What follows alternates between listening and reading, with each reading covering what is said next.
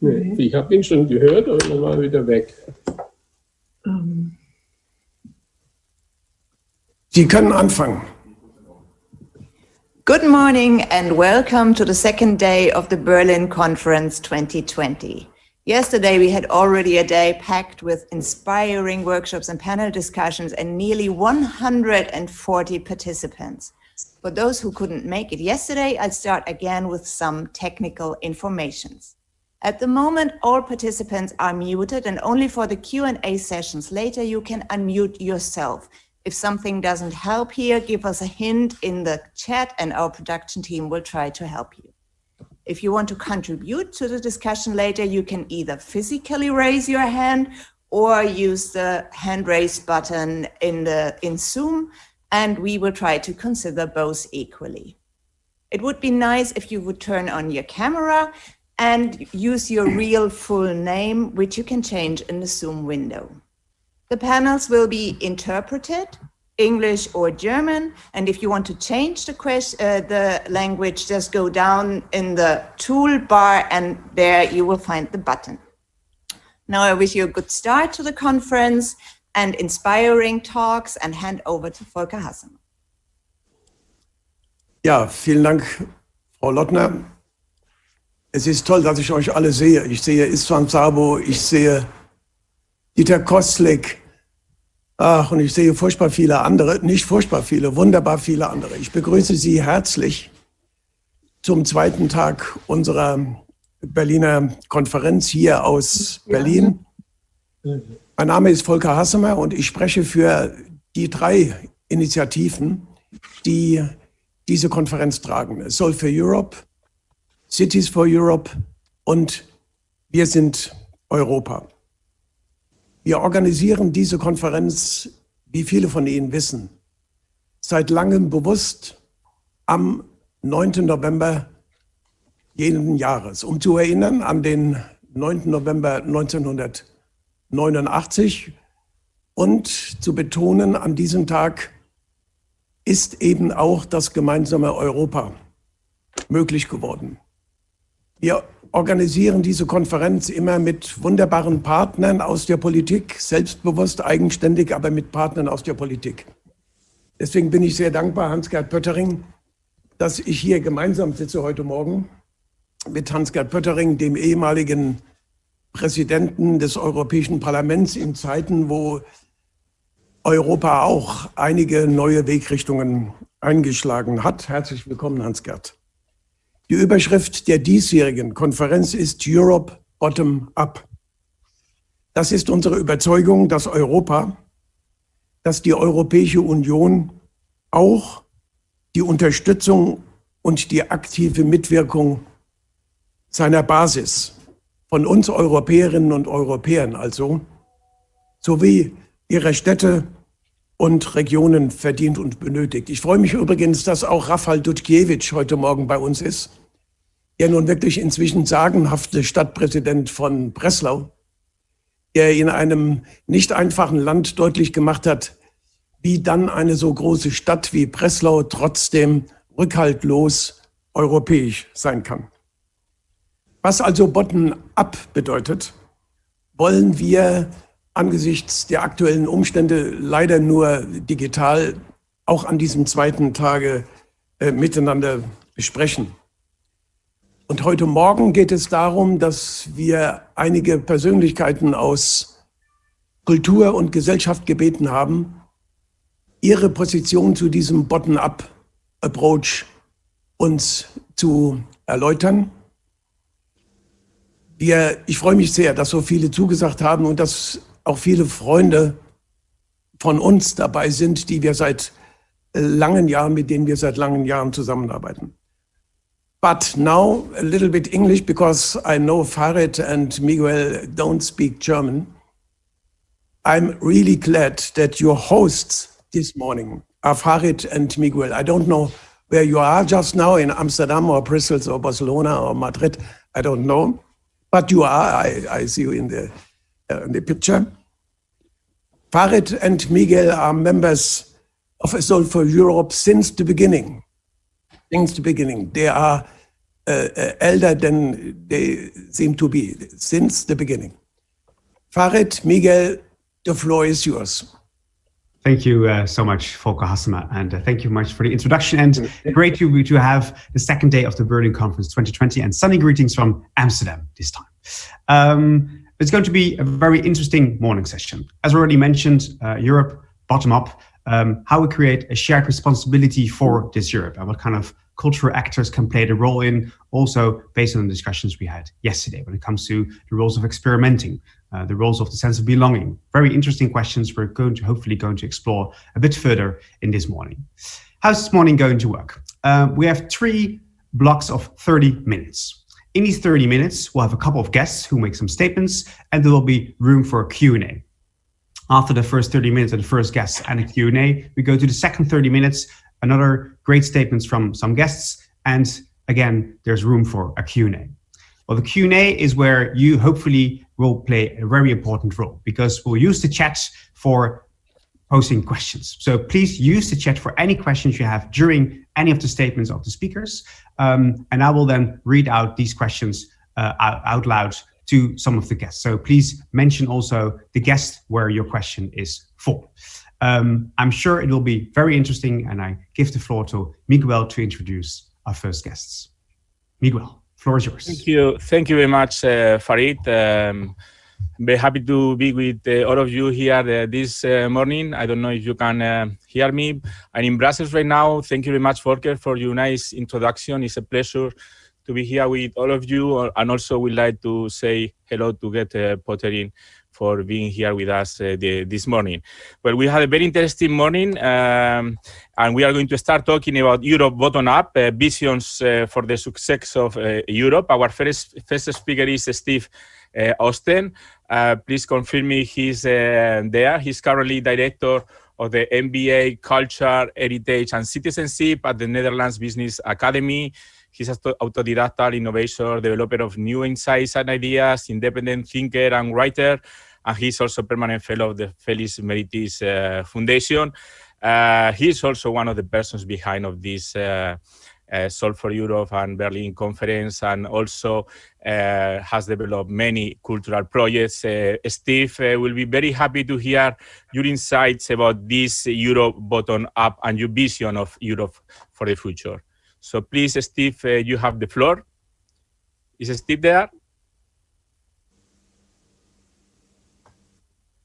I don't see Steve in the panel. No, we don't see him. Okay, so maybe we'll call him later, and we can go then to the next speaker if he is here with us. He's Dieter Kosslick. He's a German film critic, journalist, and researcher. He has been the 4th director of the Berlin International Film Festival, the famous Berlinale, and he has been there since 2001 until very recently. So please, Mr. Kosslick, if you are there, we would like to listen to your insights about this Europe bottom-up from your experience point of view, being someone very close to the cultural sector, especially in the film sector. Which is your vision of Europe, and how can we succeed in this European integration process? Yeah, thank you very much. Do you hear me? I can hear you, yes, thank you. Yeah, but I will speak in German. Is this possible? It is. Okay. So, liebe Freunde von Europa, herzlichen Dank für die Einladung, heute Morgen mit Ihnen ein bisschen über Europa zu sprechen. Ich möchte mich gerne in diesem kurzen Statement darauf konzentrieren, auf die Kultur- und Filmproduktion und Ökologie. Das ambitionierte Programm der Europäischen Gemeinschaft heißt, bis 2050 soll Europa klimaneutral sein. Das sind nur 30 Jahre, eine sehr, sehr kurze Zeit für dieses riesige Projekt. Gerade in Zeiten der Pandemie wird immer wieder betont, wie wichtig Kultur ist. In Deutschland gibt es das Wort systemrelevant, wie wichtig Kultur für die Demokratie ist und für den Zusammenhalt von Menschen. Kultur und Klimaschutz sind zwei Seiten, die die Zukunft unserer Gesellschaft bestimmen werden und übrigens auch die Prosperität unserer Wirtschaft. Ich würde mich gerne in meinem kurzen Statement etwas auf den Film konzentrieren. Gerade sind in England zwei große Studien veröffentlicht worden über den CO2-Ausstoß bei Filmproduktionen. Und das Unvorstellbare ist beschrieben worden. Eine normale und mittlere Hollywood- und auch englische Filmproduktion erzeugt zwischen 500 und 4000 Tonnen CO2. Zwischen 500 und 4000 Tonnen CO2. Eine mittlere Produktion liegt ungefähr bei 2500, 3000 Tonnen CO2. Das ist eine gigantische Menge und sie wird eigentlich nur noch übertroffen von einer bekannten Industrie, nämlich der Luftfahrtindustrie. Nur die Flugzeuge produzieren mehr CO2 als die Filmproduktion. Was bedeutet das eigentlich 500 Tonnen, nicht 5000 Tonnen, 500 Tonnen? 500 Tonnen CO2, so das deutsche Bundesumweltamt, ist genau dieselbe Menge, wie wenn Sie mit einem SUV ein Jahr lang 1,7 Millionen Kilometer fahren würden. 1,7 Millionen Kilometer ist mehr als 4-mal um die Erde. Also es sind schon unvorstellbare Summen, die da zustande kommen und das bei der Produktion von Kultur. Die Kulturproduktion trägt also erheblich zur Klimasituation und zur Erderwärmung bei. Und das geht vor allen Dingen durch Reisen, durch Transport, durch unreflektiertes Catering, das Fliegen von einem Festival zum anderen, das Transportieren weltweit von Kunstgegenständen. Es ist ein riesiger Zirkus, der einen riesigen CO2-Ausstoß verursacht. Sollten die Klimaziele also erreicht werden der Europäischen Union, dann muss auch im Sektor Kultur sich erheblich was verändern und in Sachen Film muss erheblich anders produziert werden, nämlich grün produziert werden und nicht Greenwashing, sondern Green Producing. Die europäische Filmkultur und die europäische Filmwirtschaft hat viel den europäischen Förderprogrammen zu verdanken. Das 1988 gegründete Media-Programm hat bis heute Milliarden in den Kultur, aber vor allen Dingen in den Filmsektor, in den paneuropäischen Filmsektor gesteckt. Und bis 2027 soll das neue Programm Media Creative Europe über 1 Milliarde weiter investieren. Und diese Förderungen sollen sich an den Klimazielen der Europäischen Gemeinschaft orientieren. Auch in Deutschland wird immer mehr darüber geredet, was die Kunst- und Filmproduktion in Sachen Umweltschutz tun kann.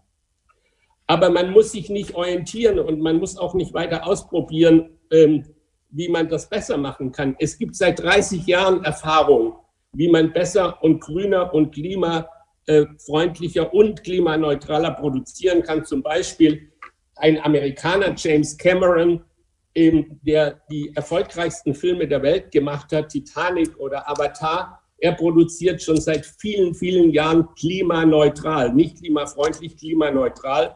Und alle Faktoren, die dazu führen, sind längst bekannt. Es ist also rein eine Frage der Umsetzung und es ist eine Frage des politischen Willens bei der Förderung und vor allen Dingen, und jetzt kommen wir zu Bottom-up, es ist vor allen Dingen eine Frage der Kulturschaffenden. Ich sehe die Katrin hier von der EFA, die in ihren Gemeinden und in ihren Städten die Kultur veranstalten und dort real die Kultur produzieren. Der Wirtschaftsfaktor der Kultur- und Kreativbranche in Deutschland, das wissen Sie vielleicht nicht, ist der größte Wirtschaftsbereich, den wir haben. Größer als Auto und größer als die Chemiebranche. Und das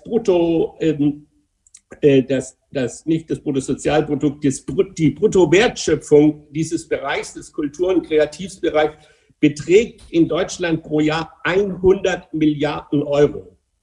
10% davon, also fast 10 Milliarden Euro, kommen auf die Filmbranche, und Sie sehen, was für ein mächtiger Wirtschaftszweig es ist.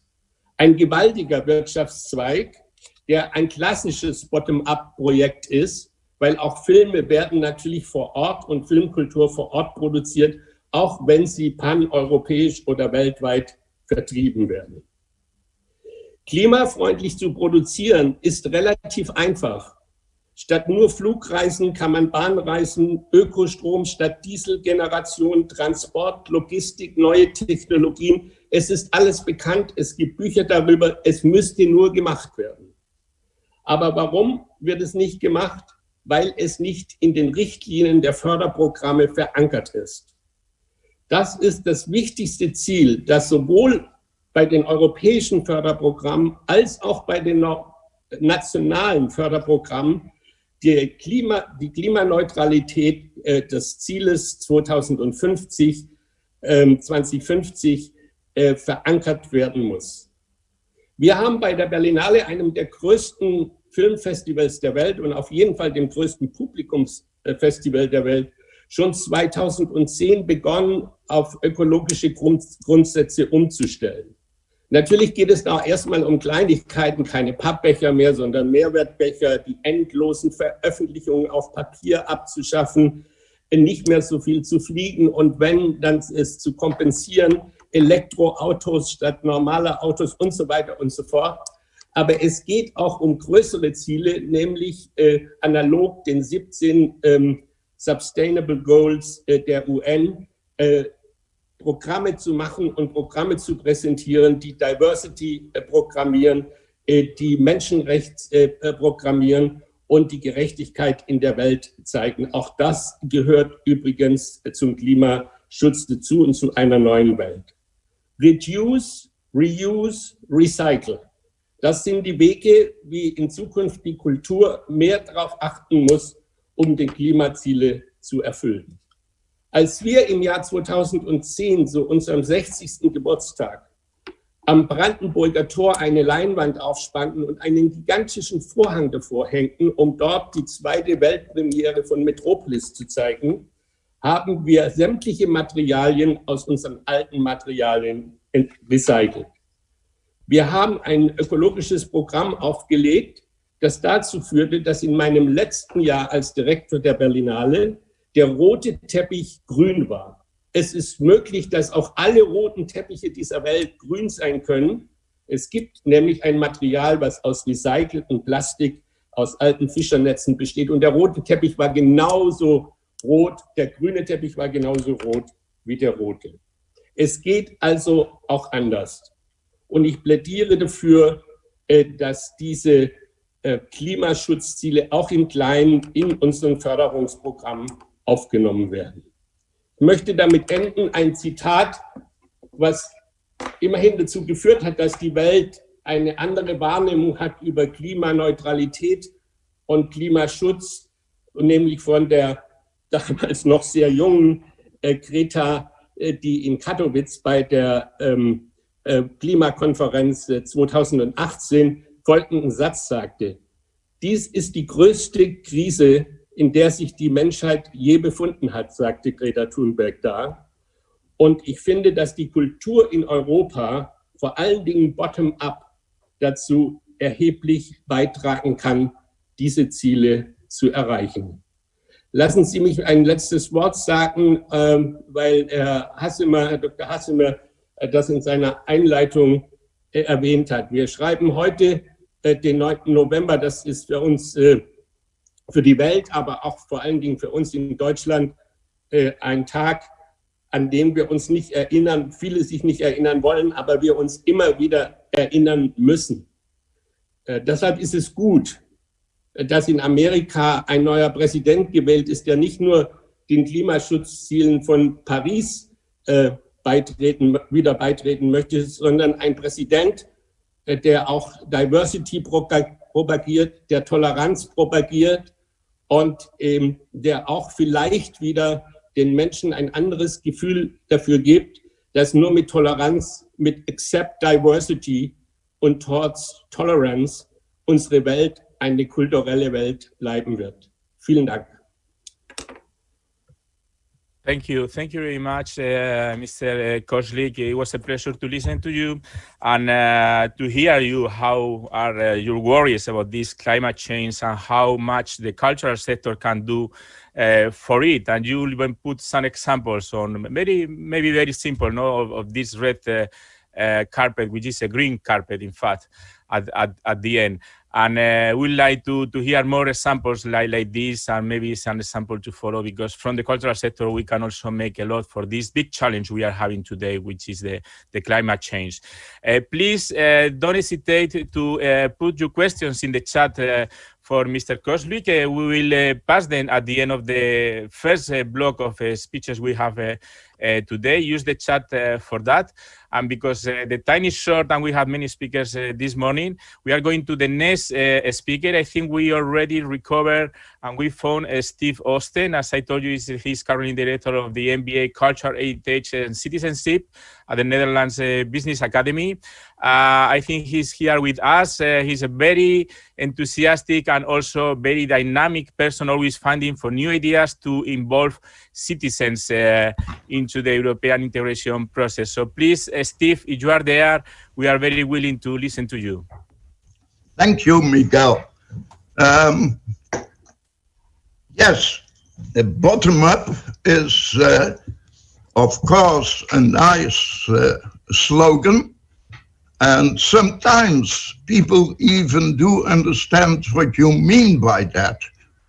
It needs a very precise definition to make clear to those who really are promoting the bottom-up principle within the cultural sector for the sake of a wider perspective. I would say the citizenship component of all bottom-up activities within and without the European Union is the key factor. The European Commission, as well as the European Parliament, have adopted some years ago a definition of what European citizenship should be. Everybody can find that and everybody can learn from that. So if you want to promote bottom-up activities, you have to realize that bottom-up is an activity based on the recognition of citizenship and the role of citizens in constructing a democratic Europe. So if the cultural sector is willing to recognize that, then a lot of presenters, especially festivals and ECOC organizers, should implement this principle into all their actions. This sounds nice, but in practice, it is still a rare activity. Therefore, in the meantime, more than 12 European cultural academic institutions have joined this program, where Miguel, Juste, Farid, and others have joined forces to bring about a format that can be adopted by all those willing organizations in the cultural sector and the academic sector. This interdisciplinary approach have to create a level of understanding, first, of the definition of European citizenship, and secondly, the implementation of this principle in the work of the cultural sector. Otherwise, bottom up is a vague and empty slogan, and I do have the impression that there are enough empty slogans nowadays that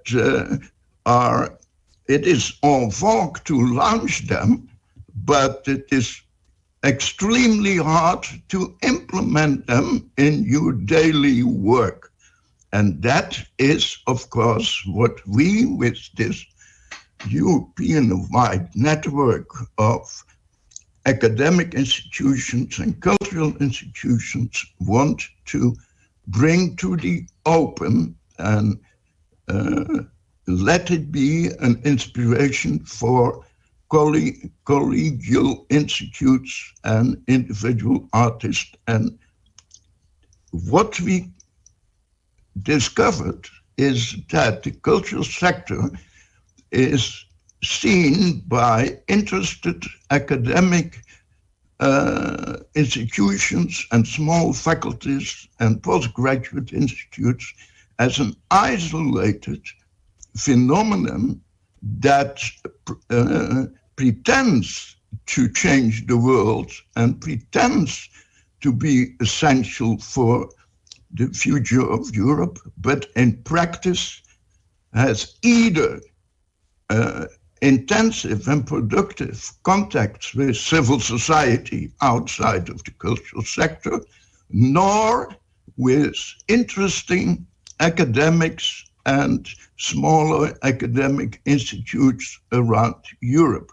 So be aware of the fact that if you think that the slogan bottom up gives you the privilege to find yourself at the right side of the truth and the future, I would say more and more people will be disappointed because you cannot produce any practical result of this interesting and sweeping statement. Thank you very much, Steve, for this, let's say, communication introduction. I will not say introduction because you always say very strong statements and how important it is to include the citizenship component everywhere, especially in the cultural sector. We can add that to what also Dieter said before about adding that climate concerns we are having. So we are putting things on the cultural sector. I know you have a lot of experience on how to do it, and maybe people would like to know more about the samples on how to do that. You have many, so I ask people please to ask in the chat questions for Steve at the end. And we continue running through this interesting morning to the following speaker. Now is Arjan Berg, who will come to the stage. He's an artistic director and theater maker at the Festival of Regions in Upper Austria. He's also artistic director of the Creative Europe Participatory Project, Orfeo and Manun. And Arjan was also the artistic director for the Performing Arts of the European Capital of Culture, Linz, in Austria in 2009. So please, Arjan, if you are there, if you can come to the stage, and the floor is yours. We are very willing to listen to you about your vision of the Europe bottom-up for a successful Europe. Good morning, I am here. Many greetings from Vienna. Can you hear me? Yeah, we can hear you, Arjan. It's Zoom is like seance. You always want to ask if, can you see me? Can you hear me? I am here. So here's my contribution. In the last weeks and months, all eyes in Europe and beyond were focused on the elections in the United States of America. The once leader of the Western world was in the process of transforming into a failed state. Through the presidency of a politically incompetent, ignorant, arrogant, racist, and sexist, undemocratic, nationalistic, and narcissistic billionaire. The president, whose policies and communication strategies are responsible for the deaths of over 200,000 American citizens, still received over 70 million votes. the second highest number of votes any candidate has ever received in the history of elections in the United States of America. Luckily for the United States and for Europe, or the European Union to be more precise, another candidate received more than 75 million votes, the highest number of votes any candidate received in the history of elections in the United States. The gap seems clear, but in the American system of the Electoral College, some states were decided with extremely low margins, and 2 are still too close to call. As a deep sigh of relief is still resounding through many countries and people are dancing in the streets of major cities in the United States, and we believe that the incumbent president has been beaten by an incredible democratic grassroots movement which combined people from many different camps, the reality is that maybe the incumbent president has been defeated, but Trumpism as a political movement is not. And it will continue to dominate the post-election period and will overshadow the coming presidency. Even in the European Union, Orban's press in Hungary or Janusz Janša in Slovenia chose to side with the unfounded claims that the election in the United States was rigged. The democratic values of the free world are under attack, not only in the USA. The authoritarian populists, also in Europe, continuously undermine everything that was built in the EU after 1945. They incite people against each other. They stir up hatred against minorities. They rely on conspiracy theories. They abolish the separation of powers. They mobilize against liberal democracy, against independent judiciary, and against human rights, against the free media, and against critical art. We are facing division and polarization of our societies by also misusing culture and identity to divide our communities and threatening European integration. However, the European project was founded as a project of common hope to overcome the Europe of the warlike and totalitarian past. The Union is the search for a mainland of democracy, of human rights, of peace, and of social equality. While aspects of this dream have been realized, this European dream still lies in the future and may be a land or a continent that we have not fully discovered yet.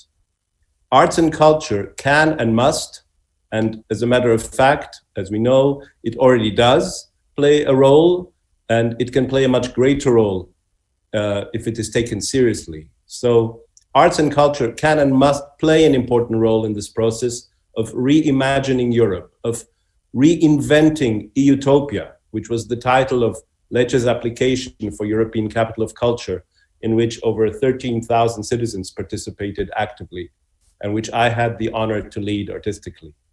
Artists and culture institutions have powerful tools to animate processes that can enable us to bring people together. Also bottom up, which is a methodology and not just a vague principle. People-to-people experiences are key. Difficult or nearly impossible nowadays due to the COVID-19 pandemic, but we hope that with concerted efforts, we can rein in that virus as well as the political undemocratic virus in the near future. While we can be proud of the fact that arts and culture have a significant impact on our economy, we can also be proud of the impact culture can have in making a difference. Culture can make people less worried about the unknown and the new. Culture can familiarize people with new ideas and innovations. Culture is an extreme driver for change. Arts and culture empower people and give them stronger voice in democratic processes and in the shaping of their own regions or in the rethinking of the future of Europe, not only at the ballot box. Art and culture allow people to move out of their comfort zone, and change can happen when we move out of that zone. By employing the tools of arts and culture, we go beyond the ever-recurring discourse. Not only will we enhance necessary critical thinking, but we can develop strategies for action design. And most importantly, we will do it in playful ways. For the past 12 years, I've been personally involved in large-scale participation projects, such as Creative Europe project of Orfeo and Majnun. I've seen the power of transformation and collaboration that comes with working with thousands of citizens in each participating city. Therefore, I can say from personal experience that I truly believe that the future of arts and culture must be collaborative, participatory, and inclusive. and that we can make a difference in that process. As arts and culture are per definition for the common good, we should unite our energies with other stakeholders committed to the common good, be they engaged in education, social cohesion, climate change, ecology, or even the economy for common good. This is a decisive moment for Europe. Agitation or peace, tyranny or freedom, climate protection, human rights, emancipation, diversity, and democracy. They are all in play, but these are the values worth working and fighting for. A few days ago, I stumbled over a short film produced by Amnesty International. It is based on the theory of Arthur Oren, an American psychologist, who showed that understanding and reconciliation between two strangers would happen if they look into each other's eyes for 4 minutes.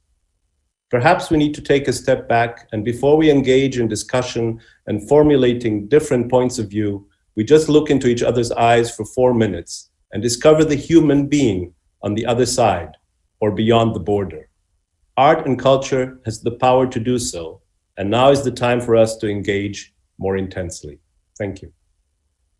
Thank you very much, Ariane, for this strong statement and thoughts you share with us about this power of culture and how culture can change the things in these difficult moments we are living. Maybe we have some hope now with the new, as you mentioned at the beginning, the new president of the United States that can maybe help us to change a little bit the things. But it's true that democracy is under risk right now in this cycle. And we need culture. We need more culture for that. So please don't hesitate to also to ask Ariane, because he can give you more inputs and go deeper into his thoughts. But because the time is running, and I will just ask you, please be short in the questions, because we will not have too much time at the end. So we'll try to have at least one question per person, but don't hesitate to use the chat for question. Farid is there to animate you about what you have to ask about, just in case you arrive late. Now we are going to the next speaker. In this case, we have a video recorded from Marcel Franzer. He's the president of the German Institute for Economic Research and professor of macroeconomics at Ulvor Universität zu Berlin. He's author and columnist of the economic and social issues. So we are going to now put this video with his message, which I guess will have also to do with some economic visions, but he's also very strong on the defense of the Sustainable Development Goals. So maybe he will give us also some tips on this. So please, can you screen the video from Marcel Branchel?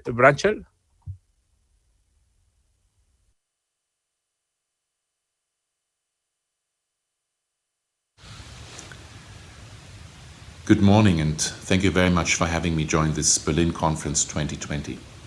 My name is Marcel Franzer. I speak to you today as an independent academic, as an economist, and also as a European citizen. And as a starting point for my short remarks, I want to focus on this pandemic that we are living through right now, and that is so horrific in terms of claiming lives and livelihoods of so many people in Europe and in the world. Yet a crisis is also often an opportunity for us to become aware of what we value and what we cherish. And this crisis is an urgent opportunity for us to become aware of the challenges that lie ahead of us. And one important lesson of the pandemic is that all the big challenges in the world that we are facing cannot be solved individually by individual nations or regions, but that they can only be solved jointly. Health emergencies, pandemics, the issue of climate protection, protection of the environment and biodiversity, the design of technological change and digitalization and how that affects labor markets and work, migration, and you could go on. All these big challenges of our time cannot be solved by nation states, but only jointly.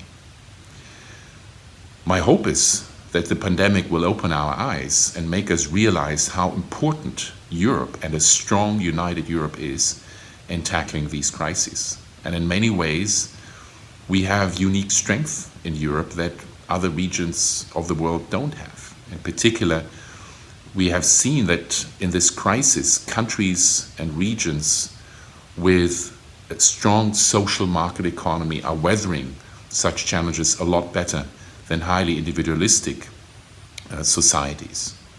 So social market economy, on the one hand, having a functioning market economy where the state provides clear boundaries, and yet at the same time having a strong social welfare state, a high degree of solidarity with the weakest members of our society, has been the success model of all of Europe for the past 70 years. And in particular in Germany, it has been the foundation of the Wirtschaftswunder and the welfare and wealth we are enjoying today. So clearly one important lesson from this crisis is that we need to strengthen that model, our social contract, the way, the foundation of how we live together in all of Europe. And also that we need to have more shared sovereignty at the European level to be able to tackle those challenges of our time, from climate protection to digitalization. To do so, we need to push ahead with European integration. We need to have a stronger single market, not just for goods, but also for services. We need to have capital market union. We need to have the provision of more public goods to all of Europe, all Europeans all over Europe, and this includes social services. It also requires that ultimately Europe is speaking with one voice in the global system competition with the US and with China. It is our decision whether global affairs in the future will be dominated in a bipolar world by the United States and China, or whether Europe wants to be the third party at the table. And if we want to shape our own future, if we want to shape the global future, we need to step up and strengthen that shared sovereignty at the European level. My hope is that this crisis is a wake-up call for all of us, with helping us strengthen our social contract, the social market economy, with a focus on autonomy, empowering individuals, on universalism, having a strong sense of solidarity and the same rights and opportunities for everyone, and a new humanism, a new awareness that we need to empower individuals and have a high degree of solidarity among citizens to be able to face those challenges. So this is my hope and my expectation, and I hope that we will take the right lessons from this pandemic and push ahead with a common Europe that is united, but also focuses on subsidiarity, so empowers each individual. Thank you very much. I wish all of us an interesting and exciting conference.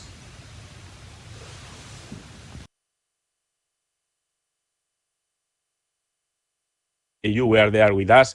And thank you very much for this statement introducing the topic of the pandemic and the crisis we are suffering right now. As Catherine Deventer said yesterday, the crisis is still a crisis, and we are all suffering it. It's something dramatic. But as Marcel said, we can get maybe some good opportunities for us.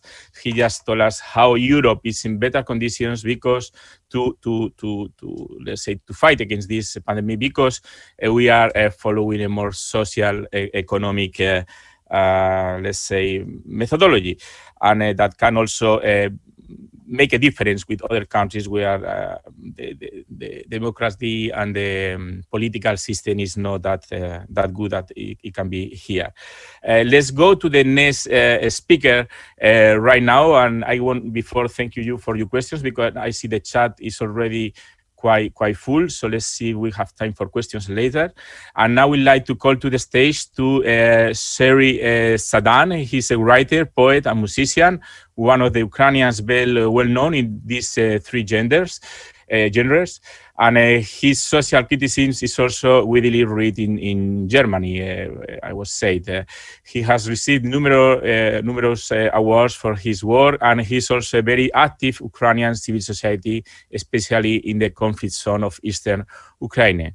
So, Sadan, thank you very much for being here with us, and the stage is yours. Hello.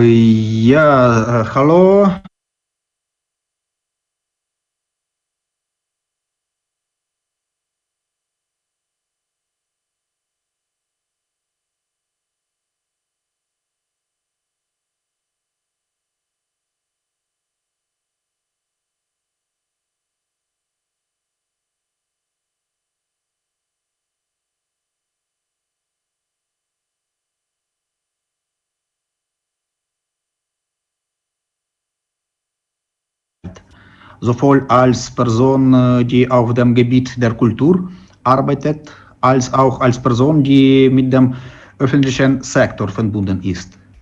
Aber fangen wir mit der Kultur an. Also die Arbeit im Bereich Kultur gibt Ihnen gewisse Illusionen über Offenheit und die Möglichkeit des Dialogs. Die Sphäre der Kultur ist wahrscheinlich die beste, um ein Gespräch zu beginnen. Sie kann uns wirklich die Chance geben, selbst in den konfliktreichsten Situationen zu verstehen. Zweifellos gibt es genügend Möglichkeiten zur Konfrontation. Aber im Gegensatz zur Politik oder Wirtschaft ist die Kultur mit einer viel größeren Universalität ausgestattet. Das heißt, auf die eine oder andere Weise gibt es viel mehr Möglichkeiten, Verständnispunkte. Gleichzeitig ist aber klar, dass Kultur auch Teil der Politik ist. Dass Kultur, die aus der Politik genommen wird, ihre Relevanz, ihren Nerv und ihr Recht verliert, über wichtige und relevante Dinge zu sprechen. Für mich persönlich änderten sich die Vorstellungen über die Möglichkeiten der Kultur, über die Bedeutung der Kultur im Winter und Frühjahr 2014 mit dem Beginn der russischen bewaffneten Aggression auf dem Krim und auf dem Donbass. Damals wurde klar, wie schwach und hilflos die Kultur war, die Kultur ist. Es wurde jedoch auch deutlich, wie sehr Menschen die Präsenz von Kultur unter nicht normalen Bedingungen benötigen. Es wurde offensichtlich, dass es unter dem Krieg Bedingungen die Kultur war, die das Gefühl hinterließ, dass das Leben weitergeht, dass es möglich ist, zum normalen Leben zurückzukehren und ohne Krieg zu leben. Dies ist eine sehr wichtige Erfahrung, die so subjektiv wie möglich ist. Aber es ergibt uns einen der möglichen Hinweise. Wir können die Krise überwinden, indem wir uns insbesondere an gemeinsame Werte halten, die Werte der Kultur. Weil wir uns auf die eine oder andere Weise alle in derselben kulturellen Matrix befinden. Wir hören die gleiche Musik, lesen die gleichen Bücher, schauen die gleichen Filme. Dies macht unsere Zukunft nicht automatisch wolkenlos. Aber es gibt uns eine gespenstische Chance. Kultur, insbesondere die Literatur, bietet eine weitere äußerst wichtige Gelegenheit. Die Gelegenheit zu bezeugen, die Gelegenheit, ehrlich und offen darüber zu sprechen, worüber Politiker nicht zu sprechen wagen, worüber die Medien nicht vollständig sprechen können und über welche Propaganda nicht gesprochen werden kann. Für mich als ukrainischer Schriftsteller ist es sehr wichtig, über die tragischen und dramatischen Ereignisse zu sprechen, die sich in meinem Land seit 6 Jahren ereignen. Ich spreche darüber durch Poesie und Prosa, durch Essays und Romane und ich bin äußerst dankbar für diese Gelegenheit, meine Leser außerhalb der Ukraine daran zu erinnern, dass direkt neben uns in unserem Europa, in unserem gemeinsamen Europa ein Krieg stattfindet. Darüber hinaus scheint mir die Ebene der Kultur die Ebene zu sein, auf der solche Beweise überzeugend klingen werden. Daher sollte man die Möglichkeiten der Literatur nicht leicht nehmen. Diese Möglichkeiten ist nicht viele, aber sie sind effektiv, weil sie private Erfahrungen von einer Person auf eine andere übertragen. Hier geht es nicht um Depersonalisierung. Es geht darum, im Gesprächspartner die Person zu sehen. Und noch etwas Wichtiges möchte ich sagen. Ebenso wichtig ist mir die These Ihrer Konferenz zum möglichen Aufbau Europas von unten, über die Zivilgesellschaft, über horizontale Verbindungen zwischen Menschen. In den letzten Jahren habe ich diese Mechanismen ständig überwacht. So kam es, dass in der heutigen Ukraine die Zivilgesellschaft für Freiheit und Demokratie sorgt. Die Gesellschaft, die Politiker zu Reformen und Fortschritten drängt. Und die Gesellschaft selbst der Hauptbauer der Zukunft ist. Zehntausende Aktivisten, Freiwillige, aktive Bürger bauen heute eine neue Ukraine auf. Es wird als Teil der Zukunft Europas gebaut. Und ich bin sicher, wir sind bereit, diese Erfahrung zu teilen. Es scheint mir, dass dies eine äußerst korrekte Strategie ist. Die Mobilisierung unserer Gesellschaften, die Vereinigung der Bürger, der Druck auf die Politik, der Druck auf die Regierung, die Forderung auf der Grundlage von Gerechtigkeit und Offenheit eine gemeinsame Zukunft aufzubauen. Es klingt alles ziemlich idealistisch, da stimme ich zu. Ich bin jedoch ein Dichter und Dichter können sich einen gewissen Idealismus leisten. Die Hauptsache ist, Dichtern zuzuhören, in ihrer eigenen Sprache oder in Übersetzung. Vielen Dank. Thank you very much. So, thank you very much, Mr. Saddam, for keeping a message about the opportunities that culture gives us to talk and to know each other, and also to change the things. And we need it really. And as you say, let's dream, because poetry also allows us to dream. And we don't dream, we cannot get something that we don't dream. So let's go now for some questions. I know that my colleague Farid was there following the chat. I see it's quite full. So hopefully he was able to pick up a couple of questions. And so Farid, the floor is yours for the questions, and let's see what we can have as extra value to these wonderful speeches we have so far. Yes, of course, because I'm so glad we were able to use this digital platform for our Berlin conference, because you see already the relevance of this morning when it comes to coming together and sharing responsibility and think about Europe bottom up. I think we have time for 2 questions, because we only have a couple of minutes, because then we have to start a second 30 minutes, because we really have to end on time. So I will first pose a question, and hopefully Albert Edelman can give us a short answer, because Dieter Kosslick. The question comes from Albert Edelman. It also feeds in a bit of a question asked by Caroline Hochleiter when it comes to the importance of art and culture and being together. Caroline mentioned the 4-minute eye contact, but also the question from Albert, what are the ecological questions when you do international programming, when you travel, because of your form of art is a physical presence? How do we deal with this, and how can we make a difference and change our thinking also for a very physical form of art and culture when it comes to performances? Dieter Kosslick, can you maybe give a very short reflection on this paradox? I would like to give you a short reflection on this, but the problem was just in the moment when you asked me, the sound was gone. So can you do it just very short? Of course, I can do it short. It's about the paradox that many cultural performances are in real life. Not only the 4-minute eye contact between persons, but we have people who are in the performance arts. I'm myself in the supervisory board of an international theater group. We have to travel. It's part of meeting people. How do we deal with this paradox? Because you also mentioned the responsibility we as a sector have to create the opportunities for climate change and change instead of being part of this. It's a paradox, and it's very complicated. Do you hear me? Yeah, we hear you. And it's very complicated to do this, but you have to practice this. So when we started 10 years ago to analyze our activities at the festival, we needed also different. We looked at all the different actions we have done. For example, I give you an example. We normally have been flying 5 persons to Los Angeles looking for films for the festival. After we have analyzed that this is such a huge CO2 emission, so we just decided only 2 people. Then we decided a lot of different little things. The traveling is the bad things if you use airplanes, but you can use trains. I mean, not everywhere, but you can use trains. And you can also reduce your traveling, and you just have to be careful. And if it doesn't work, then you have to compensate it. So, for example, our international traveling and also the guests we have been flying in, we had to compensate the CO2 with planting trees and everything. So there are programs. But at the end of the day, I completely understand.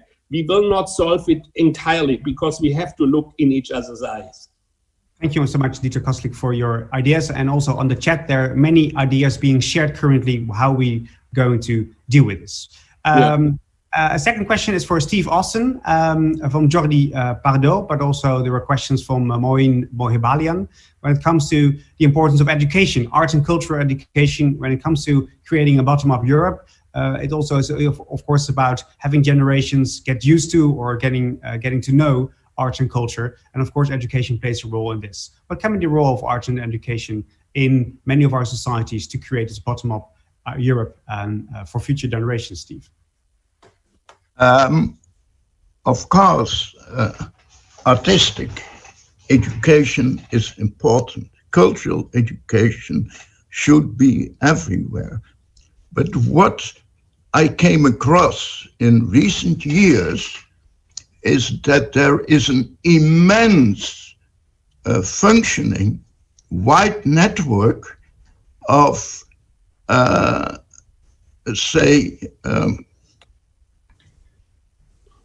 educational projects which are not specifically artistic or cultural, but are meant on schools of various levels to educate the pupils to citizens.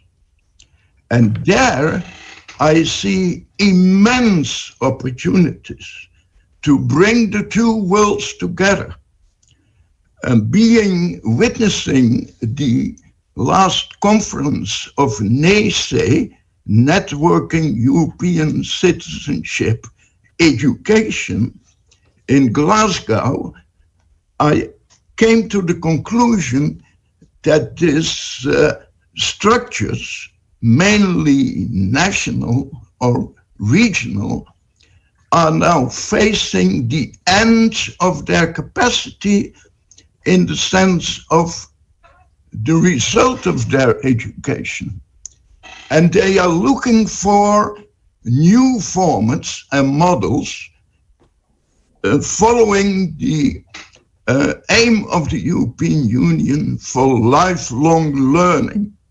Now, isn't the cultural sector, especially the presenters, but also, of course, the filmmakers, isn't the cultural sector as such a fantastic partner in projects aiming at lifelong learning, not particularly to learn art, but to learn citizenship? Yeah, thanks so much. Yeah, I couldn't agree more, Steve, and so nice that you combine these two tracks within our societies, culture, arts, and citizenship education, and can be great partners in really creating this, not only for the local, national, but also, of course, for the European way of thinking. I think we have a great first 30 minutes and a very lively chat. Please post your questions, but also share your thoughts on the questions, because that's a great thing about a digital conference. Not only we have a conversation using video, but we can also have a conversation in the chat. Share your thoughts, your ideas, your good practices also in the chat, so we can have a dual way of having a conversation. Miguel, back to you for the next 30 minutes. Thank you very much, Farid. In fact, it is a pity we cannot have time to answer all the questions, but I also invite the speakers to follow the chat, and maybe they can answer directly by writing directly to the questions, and that is also a way of interacting with the public that these new technologies offer us. We are running right away to the next speaker. He's Mohamed Ridouani. He's mayor of the city of Leuven, and he was previously responsible for education, sustainability, economic, and urban development. Maybe this also is a way of knowing why he stands for a positive change and aims to turn Leuven into one of the most caring, green and prosperous cities in Europe in cooperation with the citizens, knowledge, institutions, companies and organizations. This is what I found from him, but it will be good to hear him, how he plans to make this and how he plans to make it counting with citizens with the approach bottom up. So please, Mr. Ridovani, the floor is yours. Good morning to you all. Thank you for providing me with the platform. It was it's very interesting listening to you, to all the speakers. My name is Mohamed Ridouani. I'm the mayor of the city of Leuven in Belgium. Leuven is an ancient and vibrant city, a university city with a lot of diversity and an eagerness to try out new things. But when we innovate, we try to do it together. And we do that for the small things and we do that for the bigger things. Why? It's because we have one central question, which is at our heart and we try to answer, and that is, how in the 21st century, how can we restore a sense of belonging?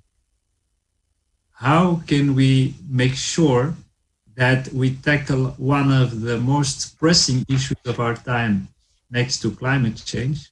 And one of the most pressing issues to me is solitude, is people feeling disentrenched and feeling not part of the whole. And that brings to me the things to their essence. And there is a lot of evidence that if populism is increasing today, if we feel the world is shattered, if there is a lot of polarization, that a lot has to do with people not feeling part of the game, not feeling part of society, not feeling part of a community of a whole. So in Leuven, I try to do what I can to make sure that people feel part of the whole, that they feel connected with their neighborhoods, with the city, with the community, and that they can contribute to it. This is very strong. We do that, for example, when you speak about culture and bottom-up initiatives. Well, and so if you speak about Europe, for me, that should be the mission of Europe in also in having a significant future, but different from other continents, because here we do care about the us and the notion of the us, but we need to reinvent it. And we can do it locally because that's where people feel connected at the most proxy level. So we have a lot of initiatives. If you speak about culture, culture is a facilitator because it brings depth, it brings insight, and not only for, let's say, the elite, but it should be for everyone. We include culture in all the curriculums of our schools. We make sure that everyone can enjoy culture. So because it means you can express yourself, it means you can interpret life, and you can give significance to your life. I want to conclude that if I speak about bottom-up initiatives and contribution, in Leuven, what is maybe interesting to know is that we went very far in doing it. We did it in a radical way. If, for example, the climate change, a few years ago, we did not only make sure that there is a network working around climate change. In fact, in Leuven, we have created a new governance model above the city, where within the city, all layers of society contribute equally and collaborate in an equal way to tackle climate change. So we've created an organization, a new governance model. We divided it in 5 categories, which each category has 20% of the votings. This organization, in fact, oversees all the action plans in Leuven and pushes initiative and makes sure that there is experimenting. We have today more than 180 experiments running in the city. And these 5 categories, well, it's the city, you have the knowledge institutions, you have NGOs and citizens, you have companies, businesses, and then you have the semi-public institutions like public transport, and they all collaborate and take the decisions necessary on mobility, on installation of buildings, renewables, greening of the city. And in the last years, it has created such a huge dynamic CO2 is going down. Our city center is car-free. We've done so many projects. But what I want to say is that while tackling this issue of climate change, it has at the same time created a sense of belonging.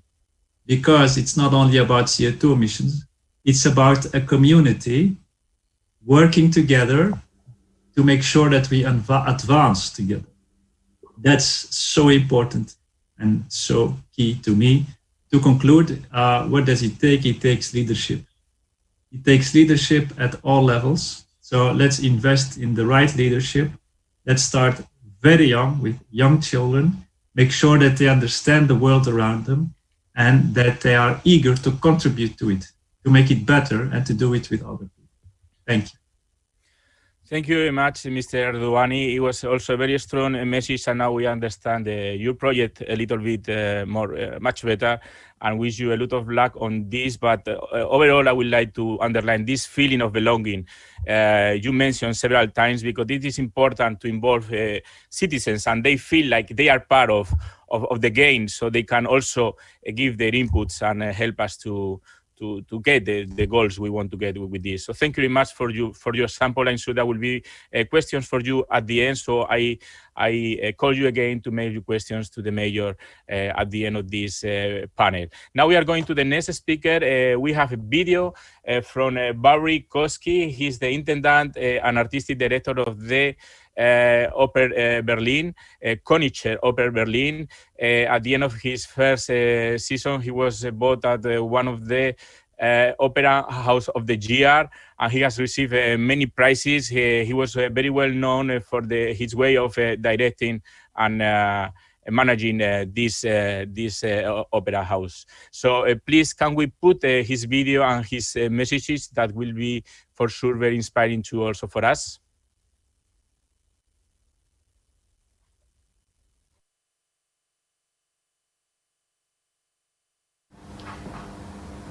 Hallo, Barry Koski, Intendant and Chefregisseur of the Komische Oper Berlin. I was born in Melbourne, Australia. My grandparents come from Poland and Hungary and Belarus. And I have been living in Europe for 20 years. 5 years in Vienna and 15 years in Berlin, where I've run this wonderful opera house, the Komische Oper, for the last 8 seasons. The themes that you are discussing are very broad, and there is a lot to say about this subject of Europe and the citizens of Europe and cultural sectors and what is a constructive, positive vision of Europe in the coming decades. I don't think I can answer all your questions. I can actually talk about, I think, something very important, and that is what has happened in the last 6 months during the corona pandemic, and the difference between a lot of European countries and the rest of the world in terms of the performing arts, and particularly opera. Even though we are in a very difficult situation here in Berlin, like a lot of my colleagues, we are still 87% funded by the city of Berlin, which means that no one has lost their job. We are still allowed to rehearse and to work. At the moment we can't perform because we have a lockdown, but we are protected by the funded system of German culture. And it's not just about money. The German opera system, as I described a few months ago in an interview I gave, is the Amazon of the international opera world. It's the lungs of the opera. Over half the opera houses in the world are in German-speaking countries. The history and tradition of German opera houses is extraordinary. The amount of people involved and employed in these opera houses is quite staggering, and the number of tickets and the economic benefits of what the audiences bring to these opera houses is quite breathtaking. Without the German system, the international opera world ceases to exist. And this is not just in terms of famous large opera houses with famous singers and conductors. The ecosystem is about the smaller middle houses, around 80 in Germany alone. And these are places where singers from all over the world come to study and to learn, to develop their careers, where directors, conductors, designers, technicians work from all over the world and are attracted here because of the security and the importance of opera in the cultural landscape. For an Australian, I'm still gobsmacked by how extraordinary the system is. And in the Corona times, because we are still receiving our salaries and still working, and most of my colleagues around the Western world have lost all their jobs, it's made me realize just how extraordinary this system is. My colleagues and friends in America or in England or Australia, or my colleagues who are self-employed and are not connected with the company, are in a very difficult situation. And this system, of course, is not perfect.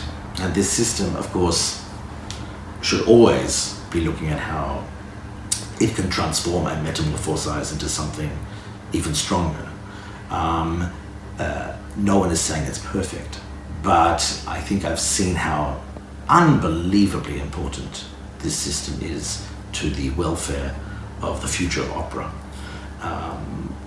Opera is an interesting microcosm for much of Europe, I think. The day-to-day running of the opera house is not glamorous. It's very international. An opera house is one of the most international places you can work. It's a place of collaboration. And it's, when it's good, it's a laboratory of ideas. And the opera developed over 400 years ago from Italy, but was traced back, of course, in its structure to ancient Greece. And I think the more and more I've thought about in the last few months, it's been actually for the last few years, I've realized how the Greeks got so much right.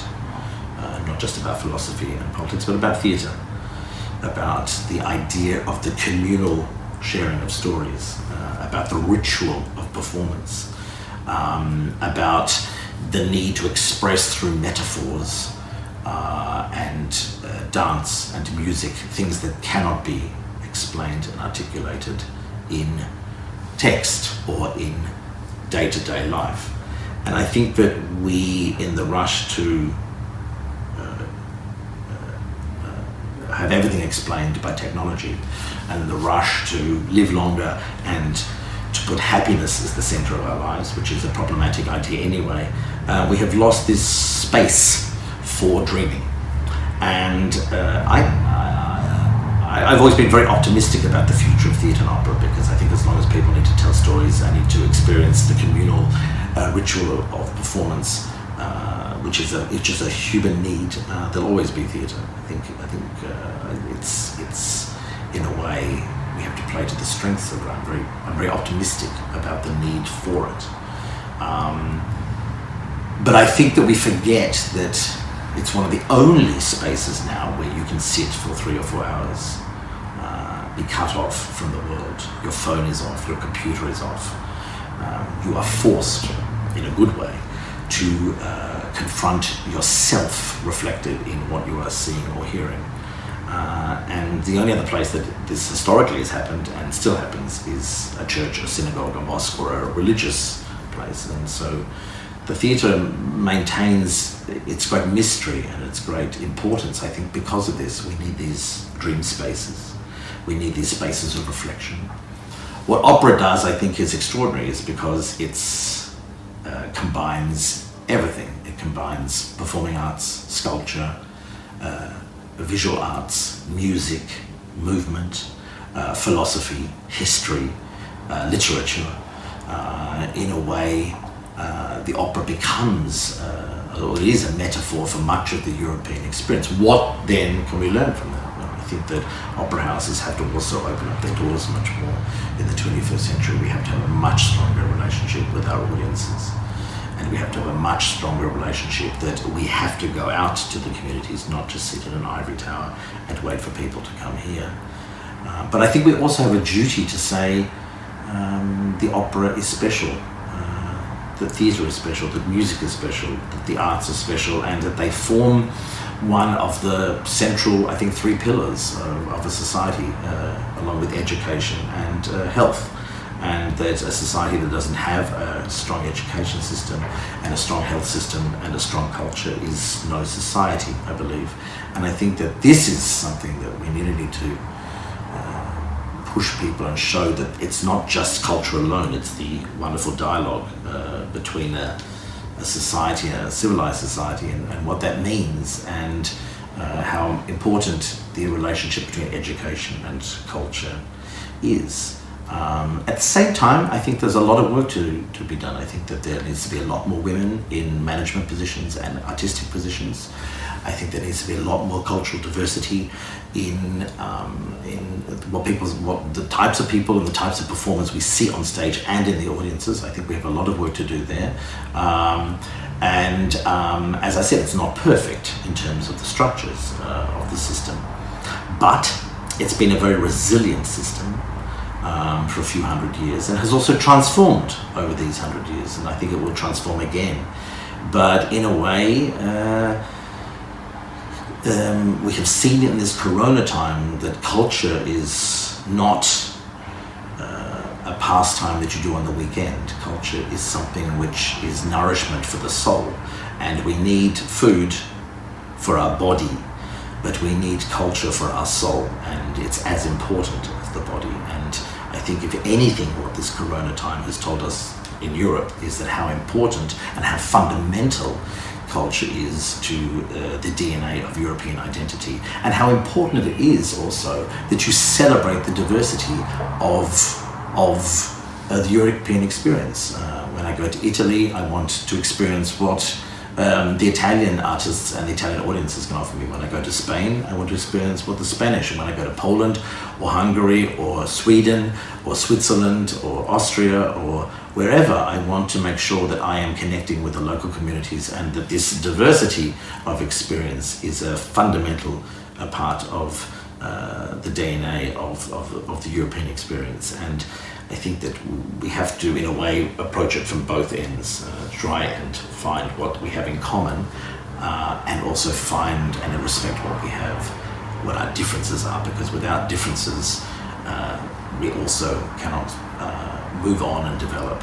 So, I on one hand, I remain very troubled by the world, very troubled what's happening politically and socially, very troubled about what the pandemic is doing at the moment. On the other hand, you know, I am an optimist, and I think it could be, this time could be used as a very interesting laboratory for what sort of society we want in the future. We are seeing so much change in terrible ways around the world, but we're seeing also a lot of change in very good ways, and I think I'm very interested in what the under 30-year-olds are thinking and doing, and the responsibility that these generations will bear for the future is very, very interesting. We must involve these voices in any discussion we're having about the future of Europe. Thank you, and see you later. Bye.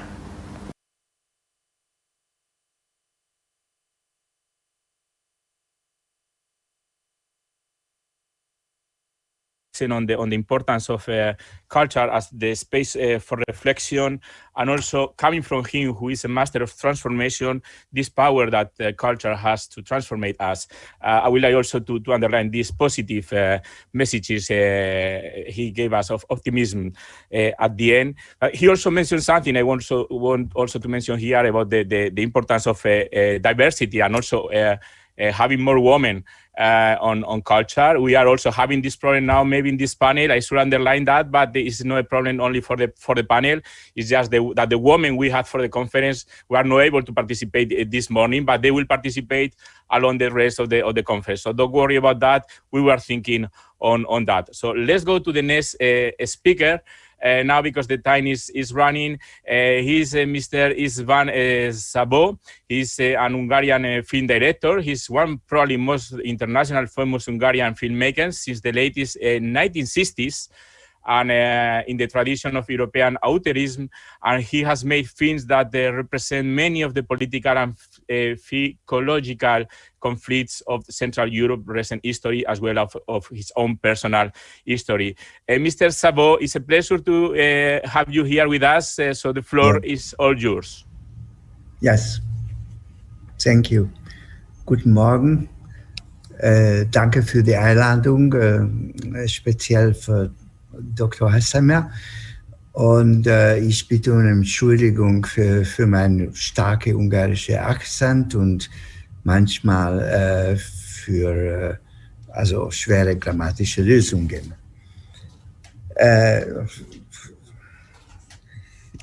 To be honest, I heard so many times the word culture this morning. I made notes, so maybe more than 150 times, that I would like to speak about something else. Thank you. Also ich möchte von meinem eigenen Beruf ausgehen. Als ich studierte, erreichte das europäische Kino den Standard klassischer Kunstwerke.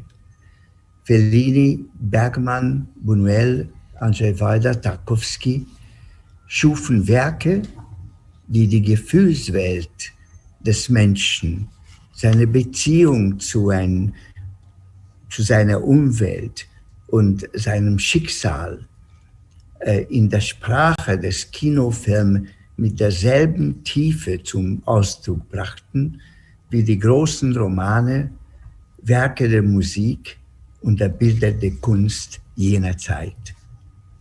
Die Filme wie zum Beispiel 8,5 oder Das 7. Siegel, Asche und Diamant oder Andrzej Rubjow sind kulturgeschichtliche Werte, die der Geist der zweiten Hälfte des 20. Jahrhunderts hervorbrachte.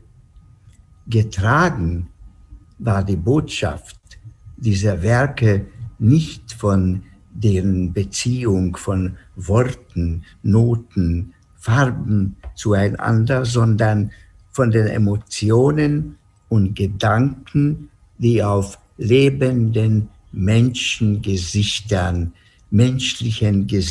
geboren werden und sich veränderten und so repräsentierten die Emotionen und Gedanken der Zuschauer. Noch vor 15, 20 Jahren waren es europäische Gesichter und Namen, die die Zuschauer in die Kinos der ganzen Welt einluden. Die Gesichter von Mastroianni, Sophia Loren, Alain Delon, Belmondo, Brandauer, Liv Ullmann haben Millionen ins Kino gelockt.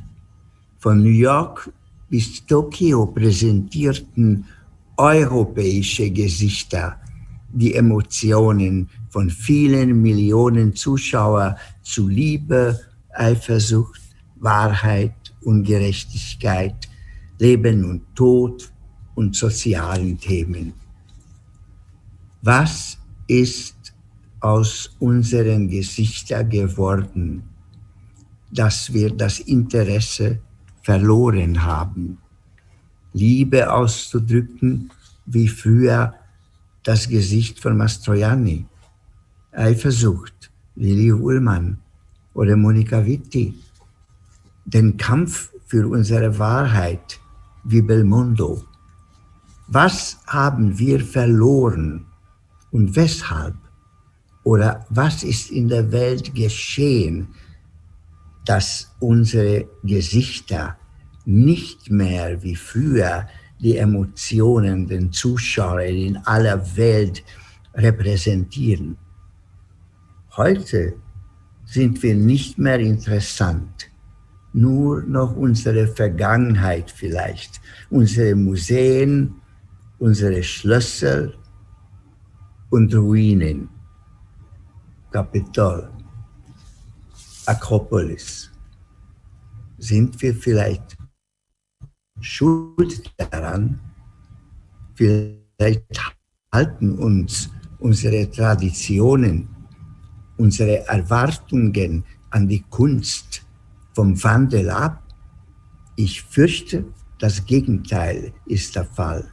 Ich fürchte, dass wir, um auf dem Weltmarkt erfolgreich aufzutreten, begonnen haben, aus Zwangserwartungen heraus Mittel einzusetzen, die wir zum Beispiel in meinem Beruf für das Erfolgsgeheimnis von Unternehmen halten, die Filme für den Weltmarkt machen.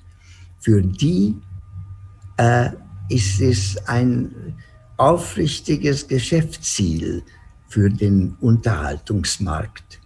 Bei uns ist das ein verwirrter Versuch. Filme über die schwer zu lösenden Sorgen der menschlichen Existenz stechen daher unverkauflich in der Kategorie Artkino mit 50, 60 Sesseln fest.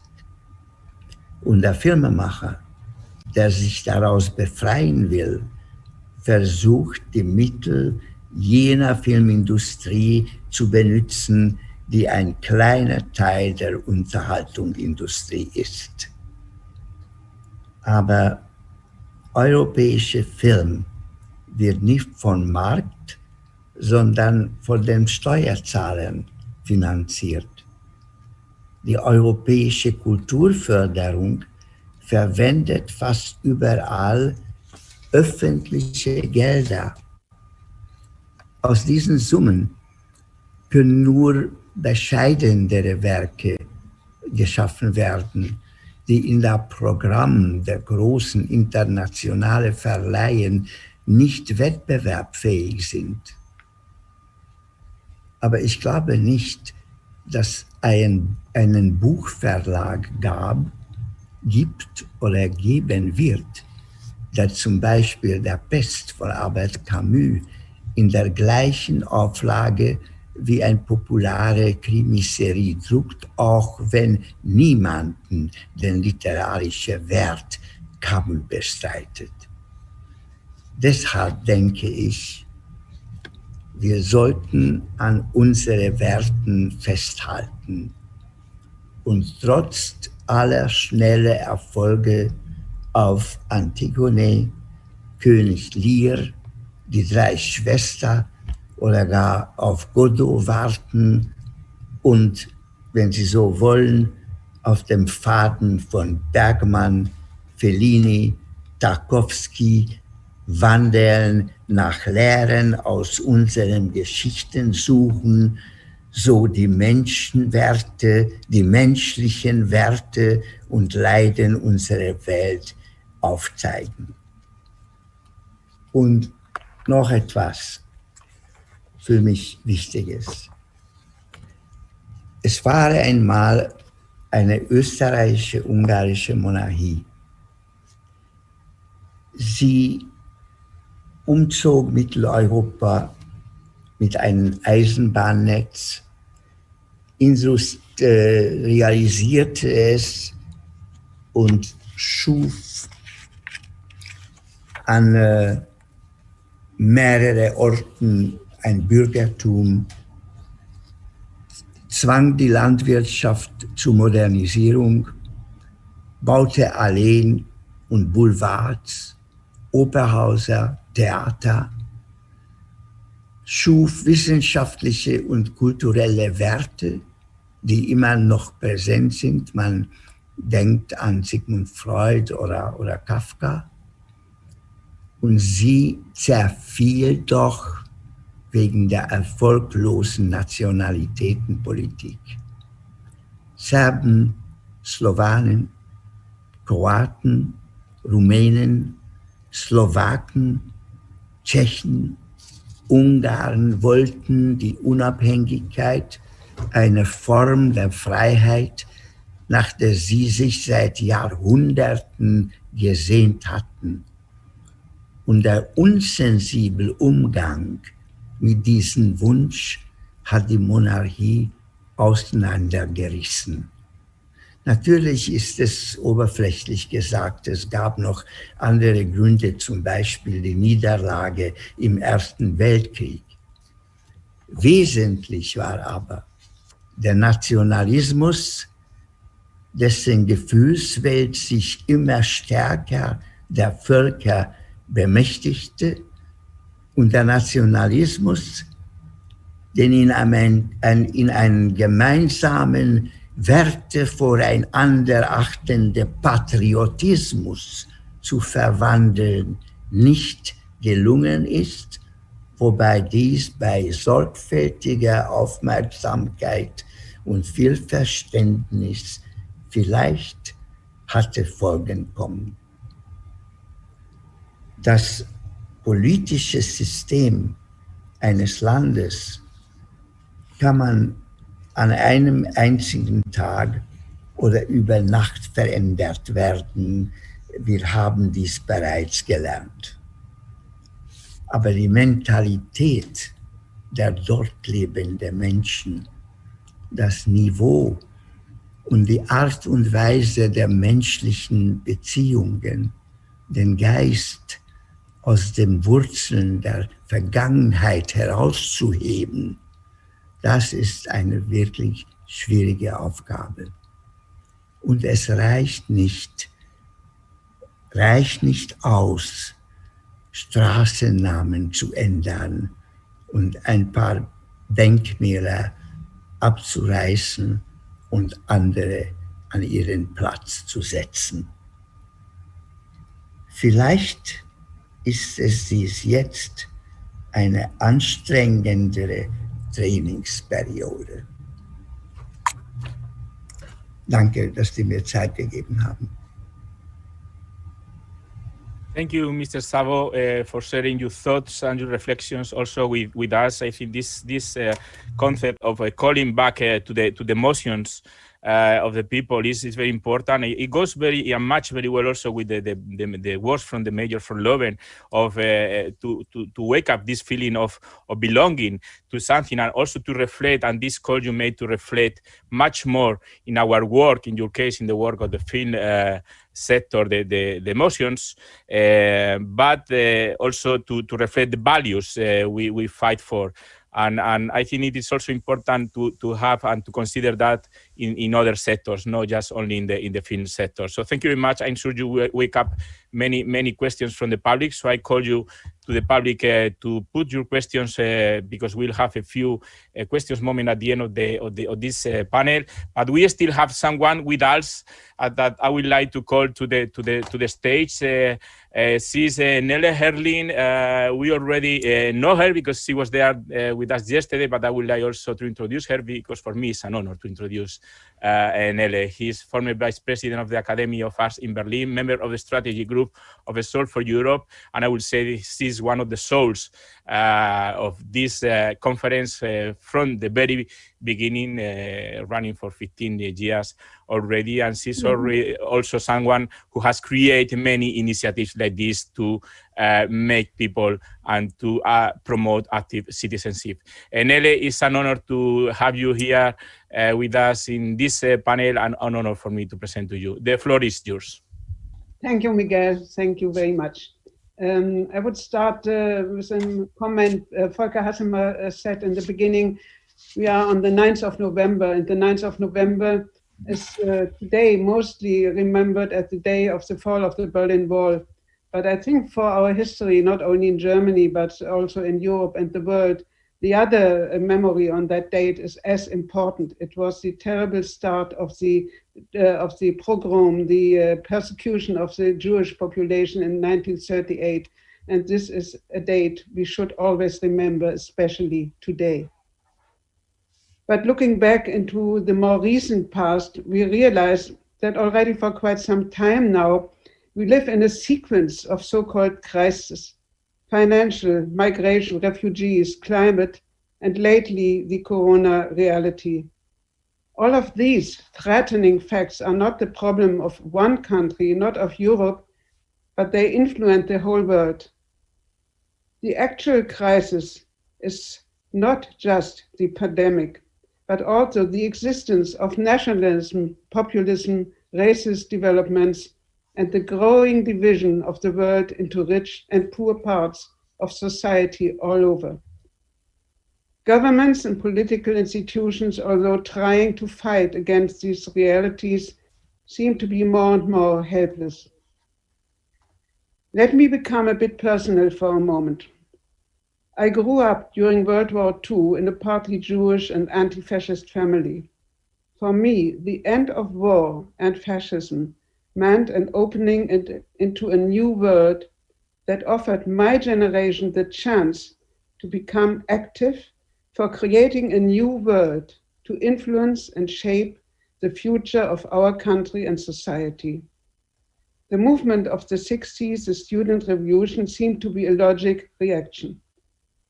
But it was necessary to reach out much further, to find ways into larger parts of our society.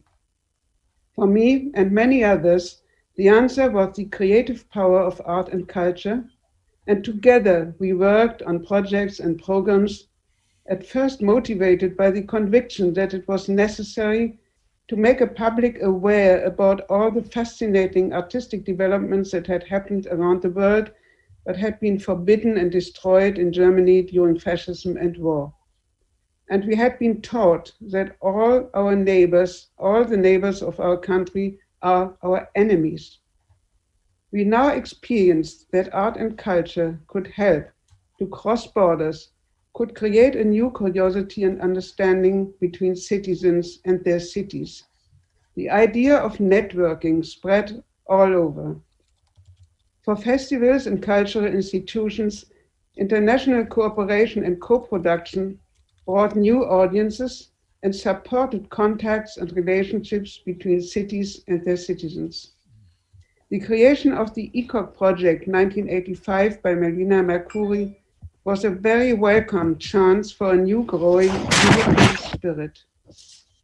But it was much more difficult to make political decision makers and institutions aware about this development from the bottom up of civil society. It needed and still needs, as we see with this Berlin conference, a long process of persuasion and lobbying to convince the political side to become partners and to add to the usual way of acting top-down a new understanding for the added value of a bottom-up movement. This is even more important today in a newly dangerous situation. As a consequence of the corona pandemic, borders are closed again.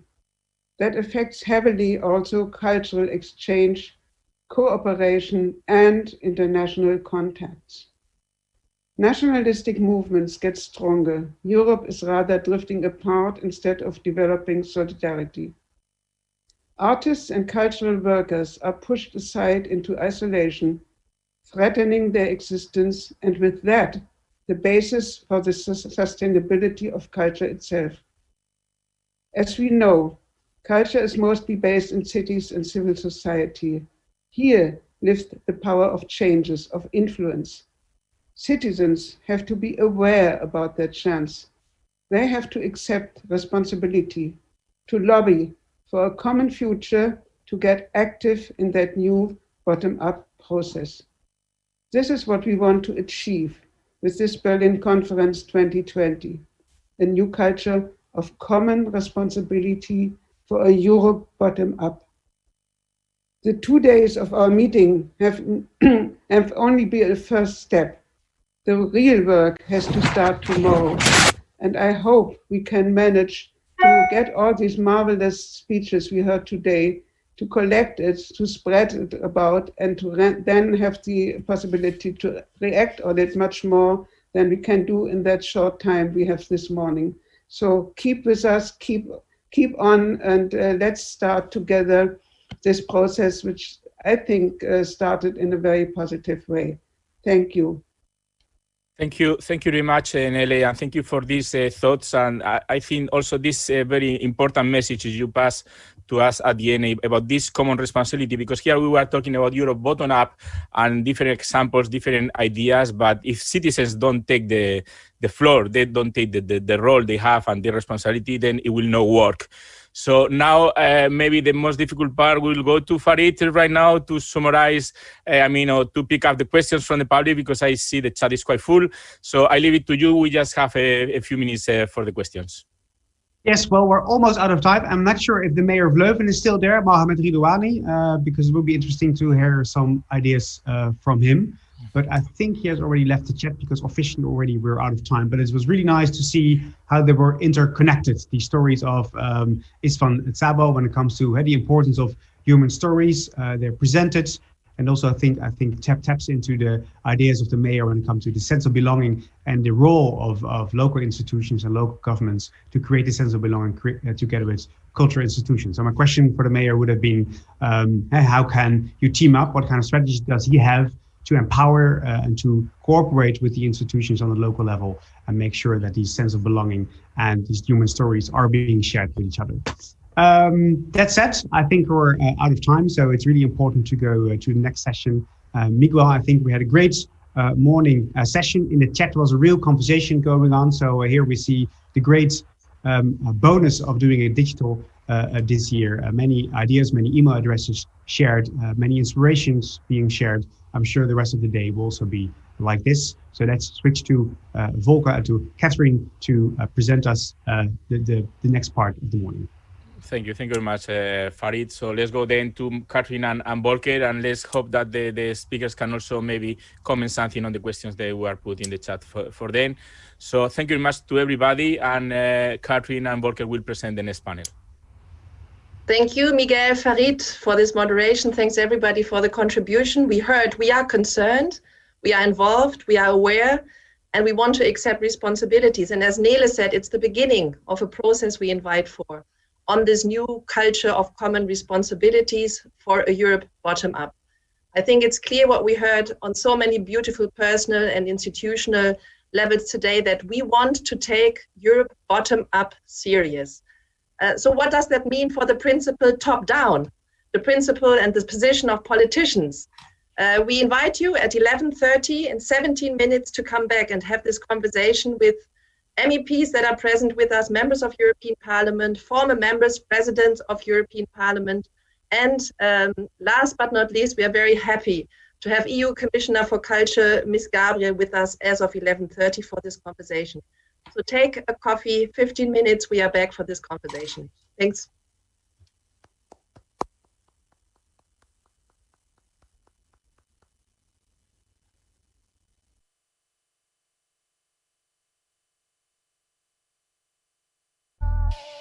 Our hearts